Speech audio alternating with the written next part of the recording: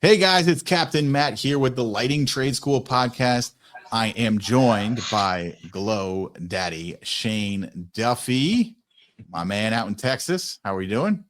Doing good. You love saying hello, Daddy. That's I hilarious. do. I love it. I love it. It's I love it most because when we were walking around Nate's backyard, you said that one of your names was Glow Daddy, and he was. I am never calling another man daddy. And with that, our mentor, Nate the Illuminator Mullen, obviously here as well. How you guys doing? Doing fantastic. Good. Fantastic. I've had a great week. Actually, late July is always kind of slow, at least for us. Right? It's hot as balls. It's 100 degrees. It's humid. August is even worse. But we're actually getting some really good traction here. Landed a big job. That was big. We got a big 6-figure job that we pretty much just closed. That's a kind of a huge win. Okay. Hell yeah. That's good. That's definitely a huge win. Congratulations. Get one of those a day. I mean, why not? Multi 6-figure. Oh. Okay. Put it away. Job. Put it away, boys. Put it away. We get it. You're the Glow Daddy. You're the Glow Daddy. Hilarious. So I was having a call with one of our guys in our inner circle, and he was, he hired somebody from a temp agency. I've newly hired a couple guys. I've actually got a guy coming in from Alabama in August.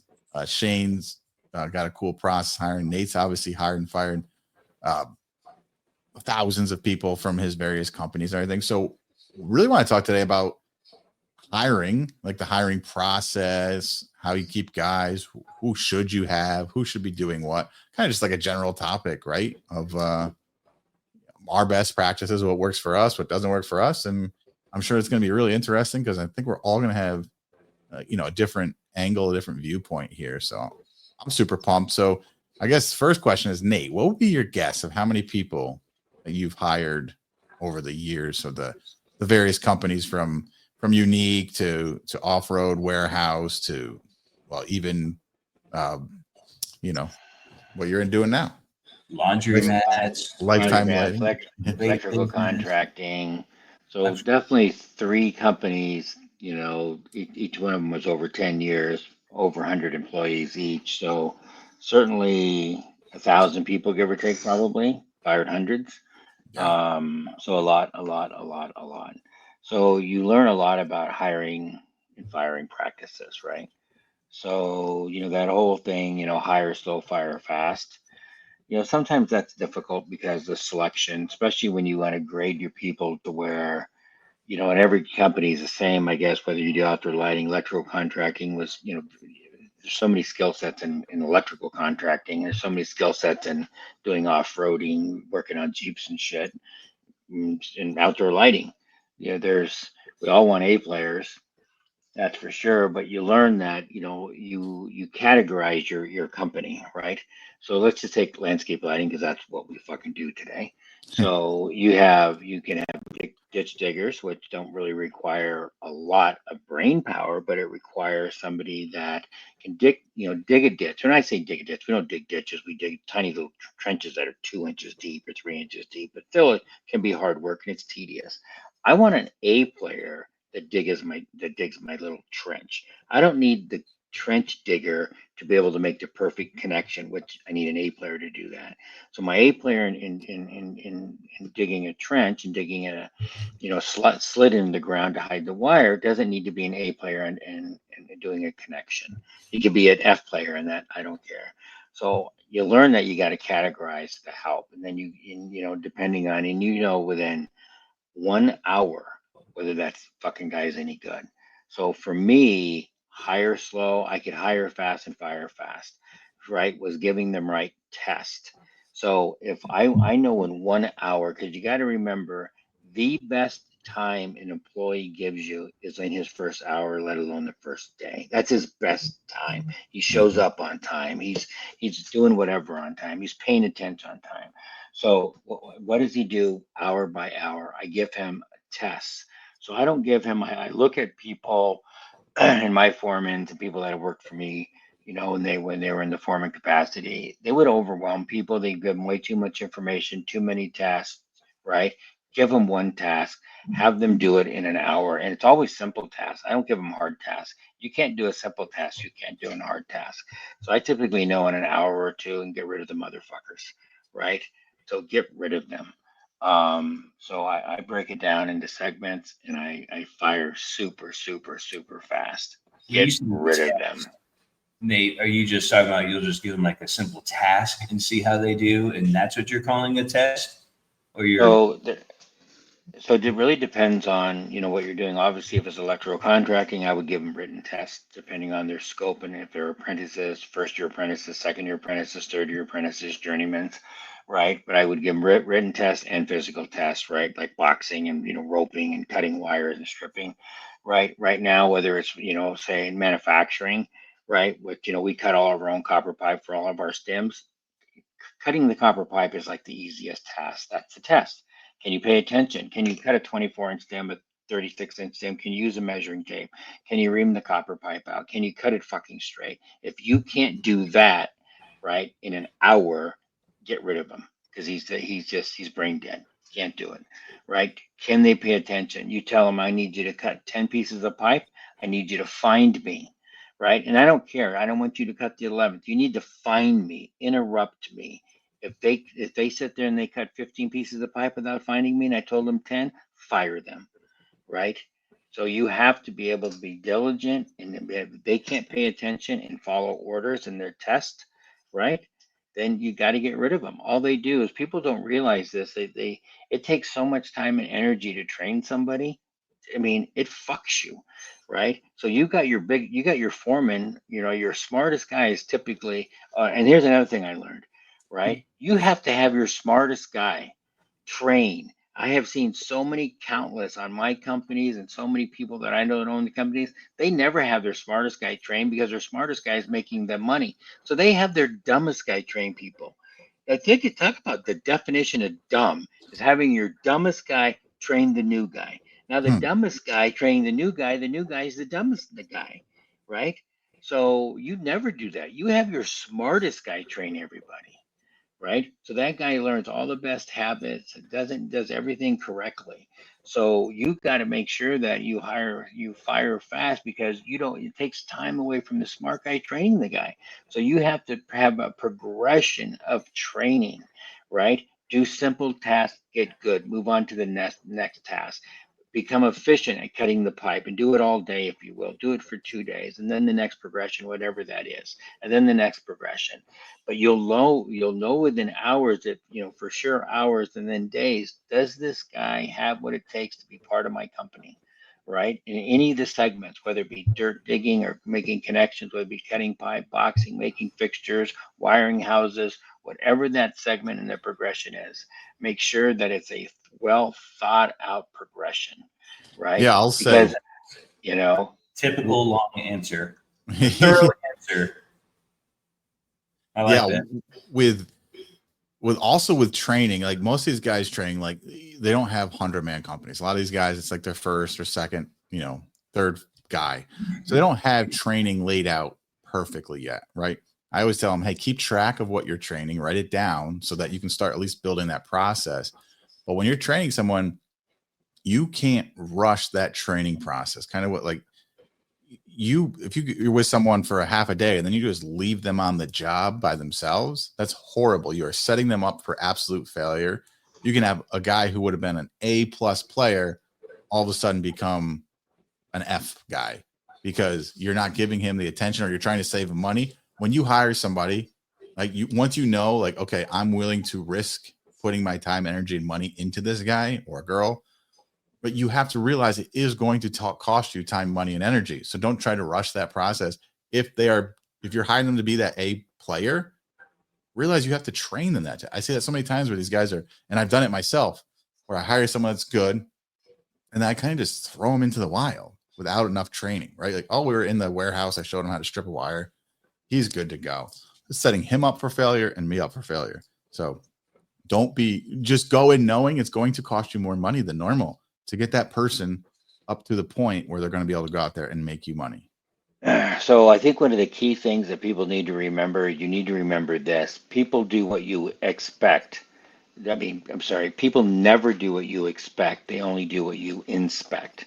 So leaving them on a job site, you say, is the dumbest thing in the world because you're not inspecting. You have to inspect every 10 minutes, every hour, every 2 hours, whatever that you need, you come up in your own formula of inspecting.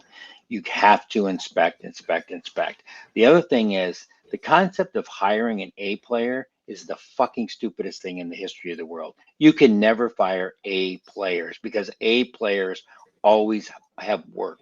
A players are never at temp agencies. A players are never out of work. A players are never sitting on the fucking couch waiting for the phone ring. A players always have a job. The only time you can ever get an A player is steal the A player. When I built my previous companies, I stole A players. That was my whole fucking thing. Steal A players and then hire C players that could develop into A players. And you know that right away. Are they trainable? Do they listen? I don't want B players because B players a lot of times have bad habits and I have to retrain the bad habits and I don't want that. So I don't mind having good C players that have the ability to I can manipulate, foster and mentor into an A player. Okay? So it's very, very it is it's a long play. I mean, you don't build an A company overnight. It can take 10 years to build, 5 to 10 years to build a good company because you hire and fire every day. I mean, every company I ever owned, right? I continuously ran an ad in the paper and I hired and fired every day, hired and fired every day, hired and fired every day. Because I can tell you, when you're That's building not a team, relatable to like a small businesses. Maybe when you have 100 no, employees, I don't when you hire have and 10, fire every no, day. when you have 10, when you until you reach the point where if you have a 10-man company, right? You should have 10 A players, right? Now Mhm. remember, an A player, can be the A player in digging the trench. If you don't have an A player in a small company, you have to hire and fire every day until you have 10 A players, right? Okay. I wanted to have 100 A players and 100 employee A players, so I had to hire and fire every day my whole fucking life. But the reason you do that because when you have A players that are working their asses off and they go on and they maybe they work at home and they answer the phone at night, but they don't waste time and they're methodical and they clean up after them. They do everything perfect. And then you have some C player come in that fucks off and is 10 minutes late, right? And starts disrupting people. And you don't crucify that guy in front of everybody and get rid of that smuck. It Yeah. ruins There. every A player, right? And people are Yeah. so misguided on that concept. Fuck that D player. Get So you're rid of him. maybe it triggered a thought and a question here for you guys: good practice or bad practice? So there's this guy, right? He's a competitor. We'll call him Dan. Every time he happens to see one of my guys, whether it's in a truck at a gas station or we're at a job and they're in the neighborhood driving by, they will stop, go approach my guy and say, hey, if you know what you're doing, come over here. We'll give you a $500 signing bonus and a raise. And that's like their strategy. Like they do this to any company. And I know the guy. He's like almost a friend. It's like, dude, That's hash brown. brilliant. I've done So that. yeah, is that good strategy, shady strategy in y'all's mind? I think it's good strategy. Absolutely. Right. Like let you train them and then let me pay them what they should be.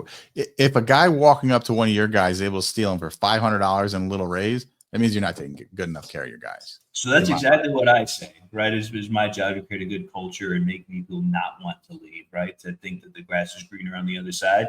And luckily, out of the 3 or 4 times he's done this over several years, I've never had anyone leave. And they come and they tell me. So good sign, right? That my company's strong. But I have heard other people that he's done this to. And man, it pisses them off. I spent years training this guy and you come around and snag him like off of my money and training. So I do think it's a little bit of a shady practice, and I wouldn't want to do that to my competition.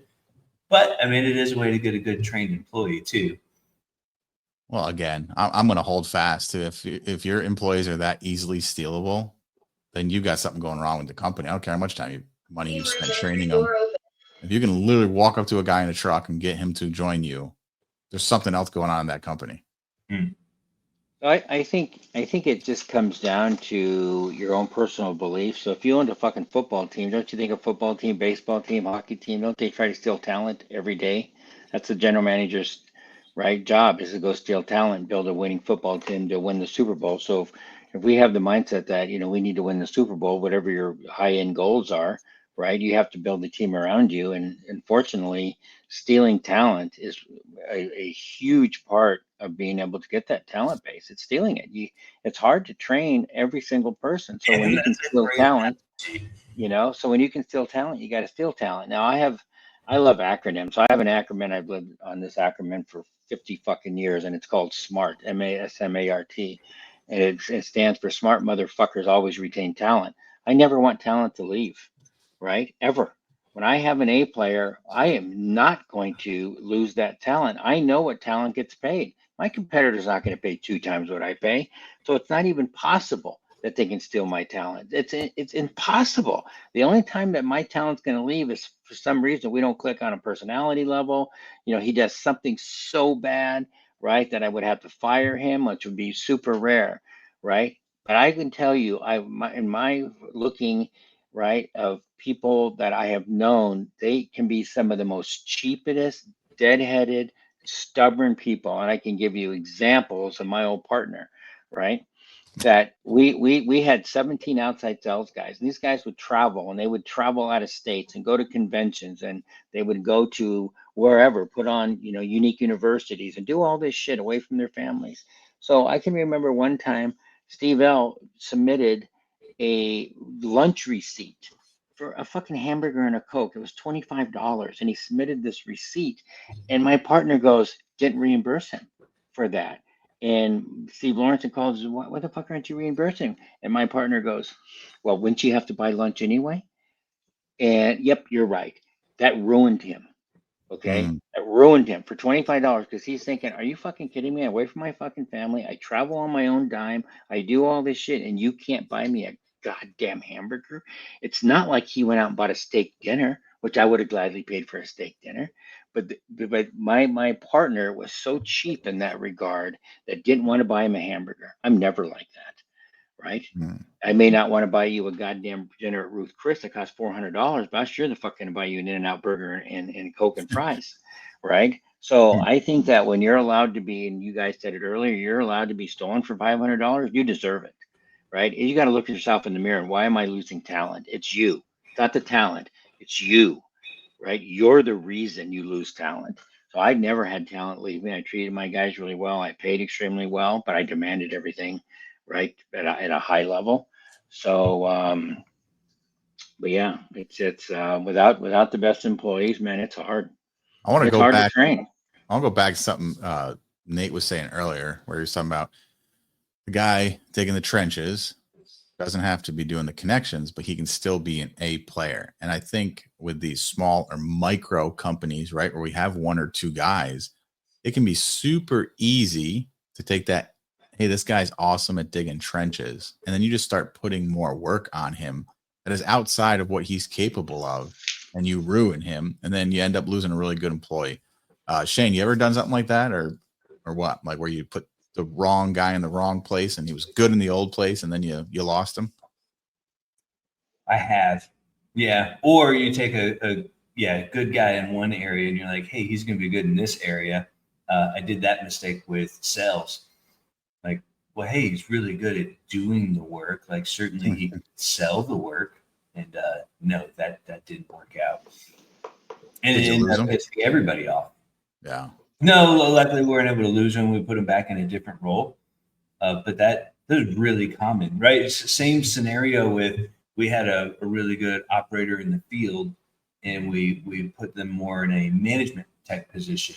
Well, they're horrible at directing other people on what to do and seeing the bigger picture and make sure everyone stays busy. But they're really good at keeping busy themselves. So then they kind of just get this, well, I'm just going to do it myself mentality. You guys just sit around and watch. So there are people that are really good and keep them, in their own zone of genius.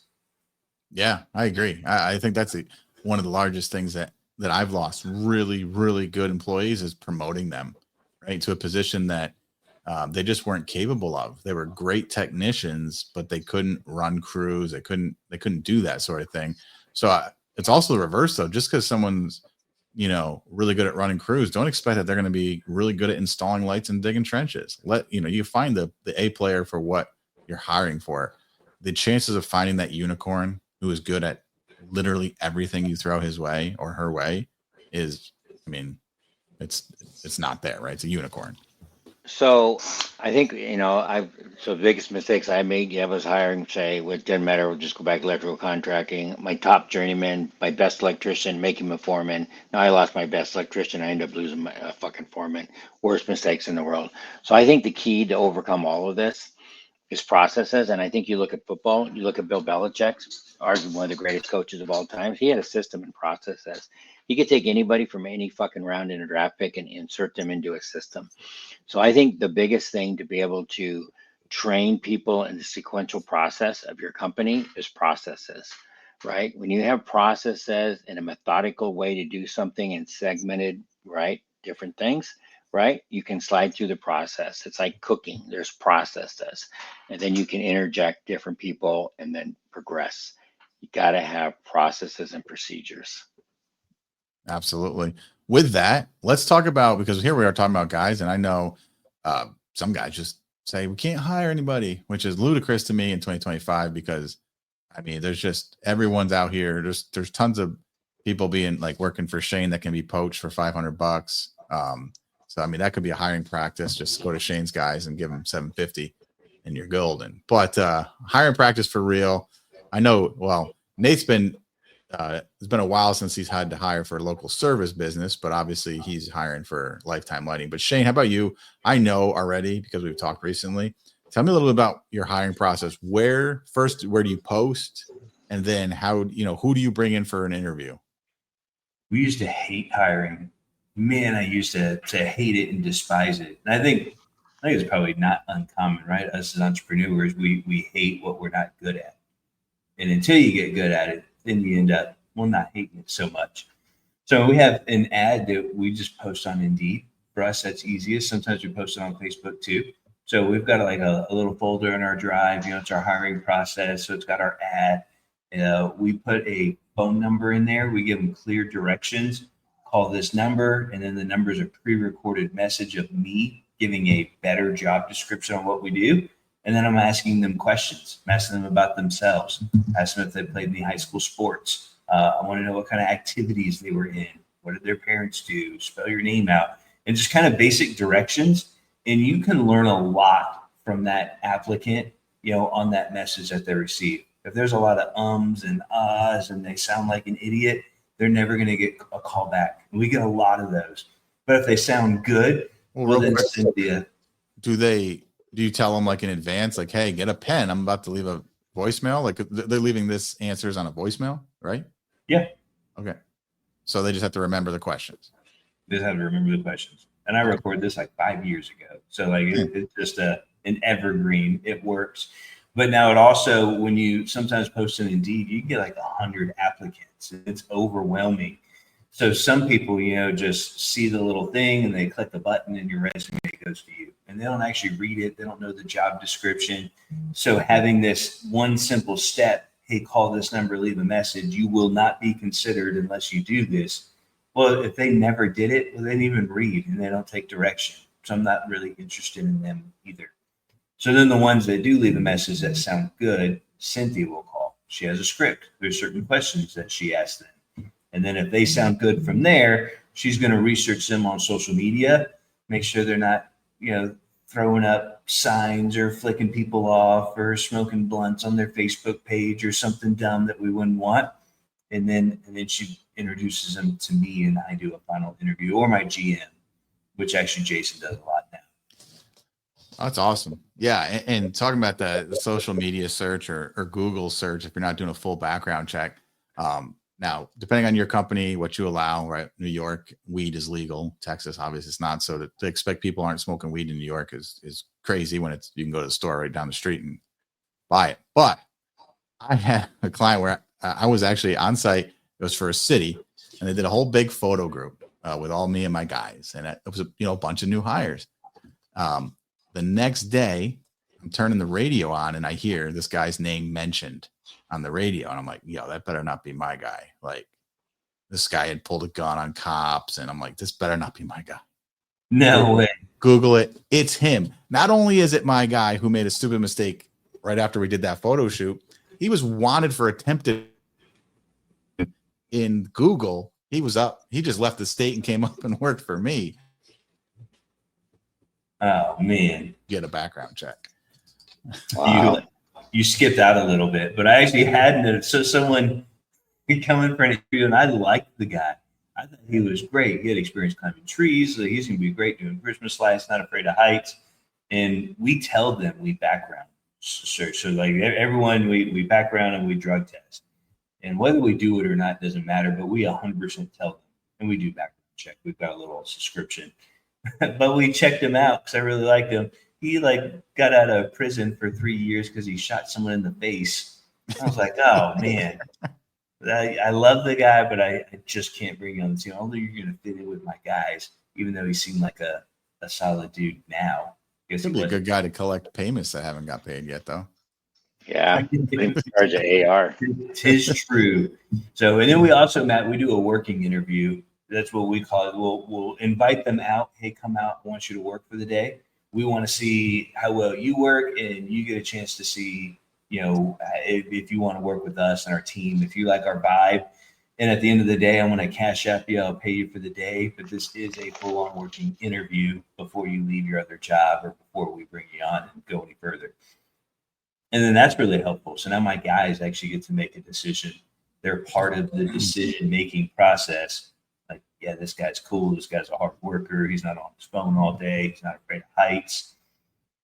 And Yeah. come on.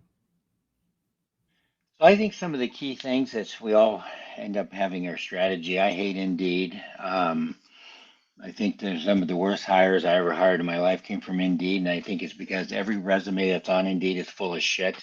There's not one resume that tells the truth. I hate resumes. When I would bring people into my office, I would shred their resume in front of them because I got so tired of the bullshit.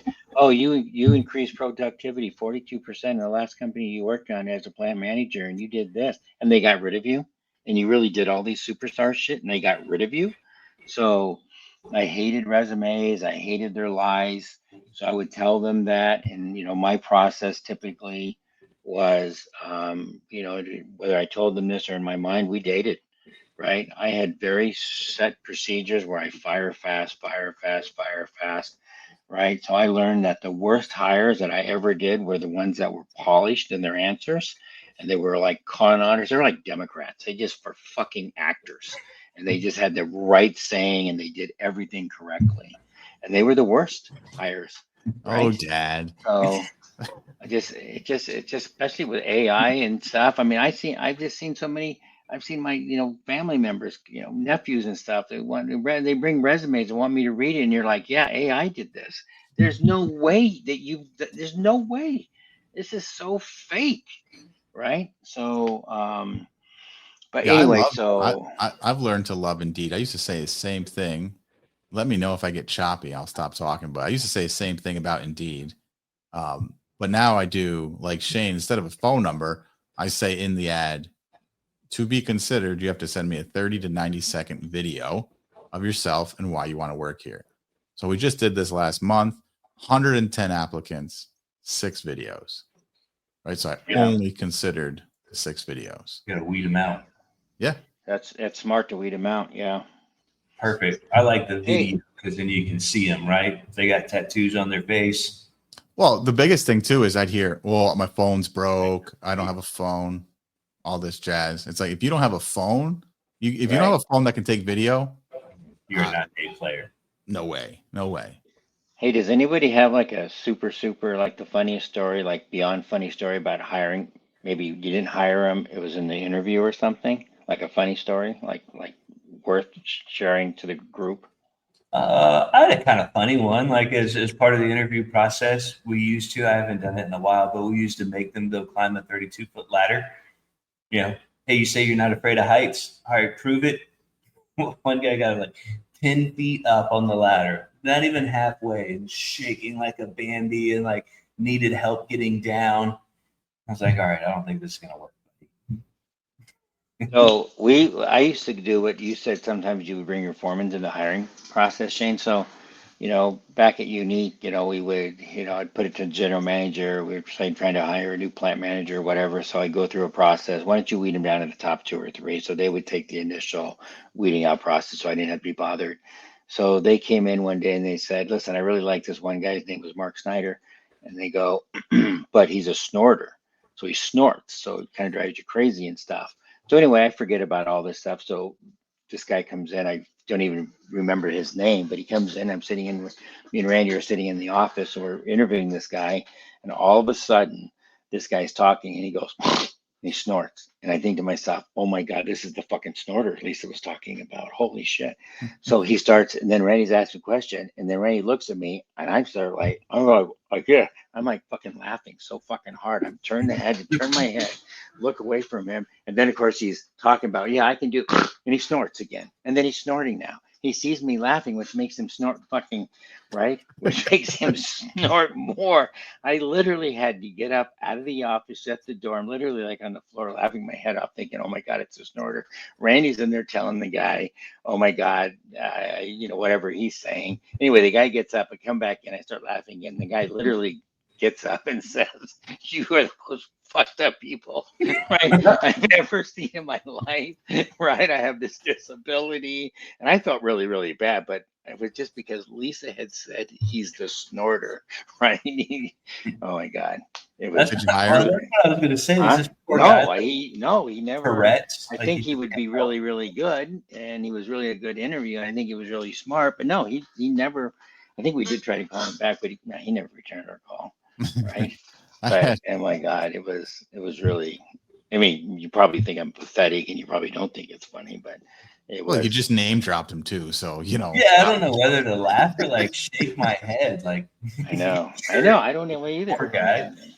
Well, I felt bad. I mean, it was rude, but I mean, but he had to be set up the way Lisa had said it. He's the snorter, right? It was just, I don't know why. I just don't know why he had to be there.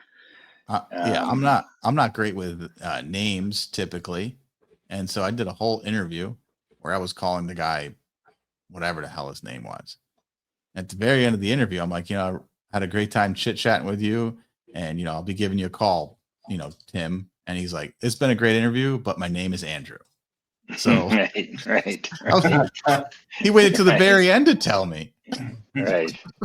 So I hired the other guy. But I would tell you that we ended up having something that was hilarious. So we all have firing procedures, and whether you have exit strategies and how you fire people, everybody's got their own deal. I was a very aggressive firer because I thought it was better for the culture of the company, and that we don't hire, we get rid of fucking idiots. But I did take one of the, before I found my best general manager, I took my general manager and I took him to Uno's, and I didn't even dawn on me that I went in duo and came out Uno. So when I would tell people that I'm taking them to Uno's for lunch, they were fucking nervous, right? Nice. Yeah, it was nice. Oh my God. Well, I gave someone a couple tips. Did we talk about, hiring online or hiring agencies? We have not talked about that. No. So, I mean, to sum up hiring agencies, they can be, hiring agency is different than temp agency. Let's be real. Hiring agency could be very useful for CEO role. Placement agencies. Yeah. Mm-hmm. But day labor, temp agencies, the people that are there, the vast, vast majority can't get a real job. Why would you want them on your team? Now, if you're doing like hey, I need an extra guy or two for a couple day project. Okay. That might make a lot of sense. Easy. They can just feed you people, but to try to find your A player. I know a guy is paying $43 an hour for a $25 an hour employee. That's what they're making. And he's 18 and he's paying $43 an hour. And it's the second guy he's gone through. It's not even the first guy. What do you guys think of that? That's expensive. I would rather use the Very Able app. Have y'all ever used that at all? No. I only found out about it because my brother-in-law is homeless most of his life. He's one of those weirdos, but he, says that he uses this app called Very Able, and I signed up for it. And you can post like, "Hey, I've got a job for 2 days. I need someone to trench. I'm looking for someone that's young, someone that's strong, someone who can be work out in the sun. Pays $200 a day, whatever it is." And you'll get people, that say, "Hey, I'm interested in that," and they know it's only a 2-day thing.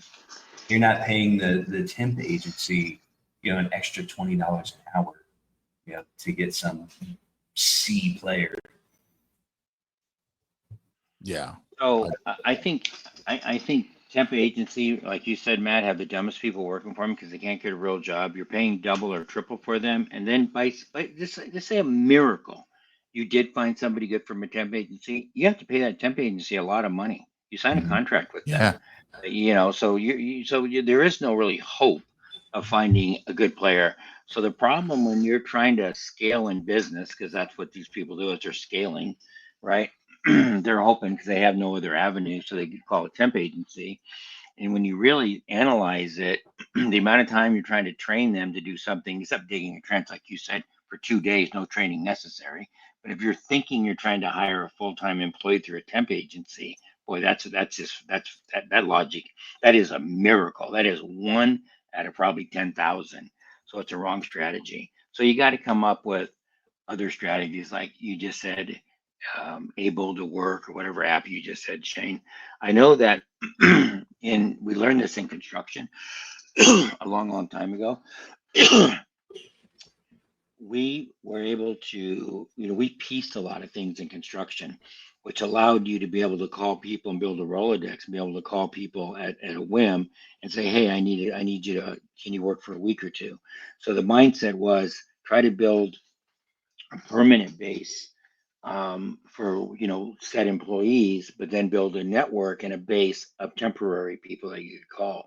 So say at Lifetime Lighting now, it's taken obviously years and to build a team full time and then a base.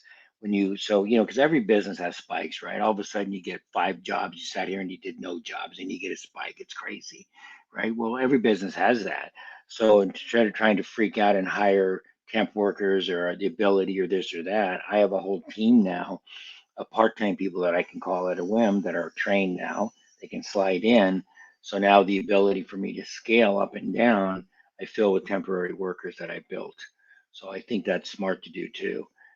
Got a lot of people that aren't dependent on a 40-hour week job. You'd be surprised. There's a lot of people that love coming in. They work in the evening, they work at night, they do a lot of different things. They're semi-retired, and they can come in and fill in those needs, because that's the problem in business, is scaling up and down, up and down, up and down. And then we build, then what happens is, happens to all of us, we finally build a team. Then we don't have any work. Now what to do with the team? They're sitting at home. Now you're finding work for them, and it's costing you a fortune. So if you can build, the whole trick is fire enough people until you realize that you need that extra person. Because I can tell you, in every fucking company, we have all fired people, and then you're waiting for the roof to cave in, the phone to ring. You're like, I didn't even miss the guy, right? What the hell was he even doing? So a lot of times we're so overstaffed and so inefficient by having too many people. It's crazy, right? So I tell and I teach, and I believe this when I teach people right on the install. I never want more than a 3-man crew in outdoor lighting, right? Ever, right? And it's really a 2-man crew. And the third guy is the laborer that digs the trench, the laborer that is doing all the manual work, sweeping the sidewalks. Not, talent doesn't sweep sidewalks. The laborer guy does. So it's really a 2-man crew with a laborer, because the more people you have on a job, the less efficient you are. That's just a fact, right? I see so many people overstaffing. Yeah, and that's the thing I've learned too, is don't be afraid to hire contractors on 1099 for specialty work. When I get into a case with specialty molding and I got to hire a wire, I got a woodworking guy I call. It's $500 for a one-time thing, instead of hoping that the guy that can dig the trenches can, do Yeah. awesome work on the wood, and I got hardscape and patio. All these people, you keep them in a Rolodex because it's easier to pay a little bit of money to them because that's all they do every day versus trying to train your guy to do something that he might do twice a year. Yeah, lifting up pavers would be a good example, right? So, of course, I'm afraid to lift up pavers. Well, you can go find a guy on a part-time that'll come in on a Saturday, lift the pavers up for $500. I don't want to deal with it. Let the expert come in, right, and lift the Yeah. pavers up. So, yeah, whether it be, like you said, a carpenter, whether it be painting, saw cutting into the stucco. Yeah, I'll saw cut the stucco. No big deal. But I don't want to patch the stucco. I'll saw cut it, right? Right. I'll go in the inside of the house and I'll cut the drywall, right? And then, I will talk to the drywaller and ask them how you want me to cut the drywall so I can have the patch for you to make it easy for you, right? So we're skilled in that, but yeah, then hire somebody that'll come in and patch the drywall. Because there's a lot of times I'll go in there and I'll cut the inside of the drywall of a home, right? And to get a wire someplace that I need it, and then let the expert come in and patch it. So yeah, 1099, yeah, build your team, Absolutely. But yeah, We so a 1099 crew every year Yeah. for Christmas. All They right. won't- Well, oh, sorry. Well, I thought you were done when you said that. 5 Oh, years no, you've been doing yeah. it? Well, I've had a 1099 crew that we bring on for Christmas, specifically in November when things get nutty. We've had them for 5-6 years, and they come and they just work a little bit in November. They're great. Sweet. I'm getting frustrated with my internet. So Shane, also tell everyone listening, we have all three amigos coming together for single training. Tell them about that. Yeah, absolutely. So February 25th, 26th, 27th. Come in February 24th, right? We'll have a evening kind of meet and greet. We're going to have these details on our website, lightingtradeschool.com. But all three amigos, we're going to hold an advanced training. This is not for beginners. We're not going to teach you how to strip wires and make a connection and put a stake in the ground. This is more advanced training. So you need to have a basic level of knowledge, right, to go to this. But it's going to be in February for 3 days. So Wednesday, Thursday, Friday, come in Tuesday night in the great San Diego area. So if any of you guys are Yankees like Matt, you're covered in snow, come on down to San Diego. It's going to be a blast. Yankees, is that derogatory? I don't think so. I mean, that's our team up here, right? Yankees. I think so. All right. Yankees. So, yeah, did I miss anything? Mark your calendars. Let us know. There's going to be limited spots available. We still like to keep it kind of small and quaint so we can really kind of get hands-on.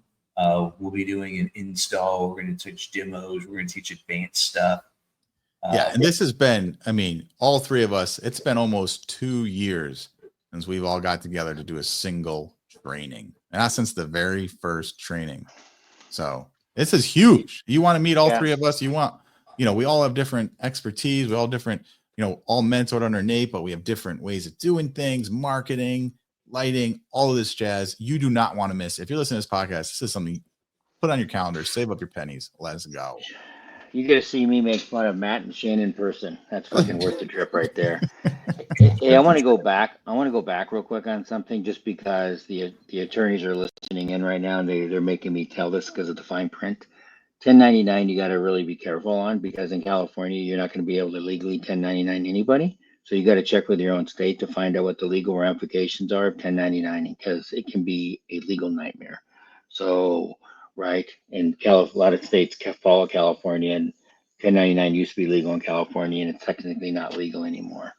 Okay, so it is legal. What's that? Leave it to California to make things difficult. No, it is. It's terrible. So you got to be super, super, super, super careful. So I don't ever want to tell anybody without checking with your own state. And if you're 10, I did a whole episode on captain's quarters. If you're have an employee and you're 1099ing them, that's going to get exposed at some point. You can't 1099 an actual employee. It's going to bite you in the ass. Yeah, it does. It does. Hey, but anyway, so I think getting back to the seminar, it's not you're going to be your typical seminar. I think most seminars are a joke out there. They really are. And I'm sure there's some that aren't, but it's going to be very high level lighting assassin type shit.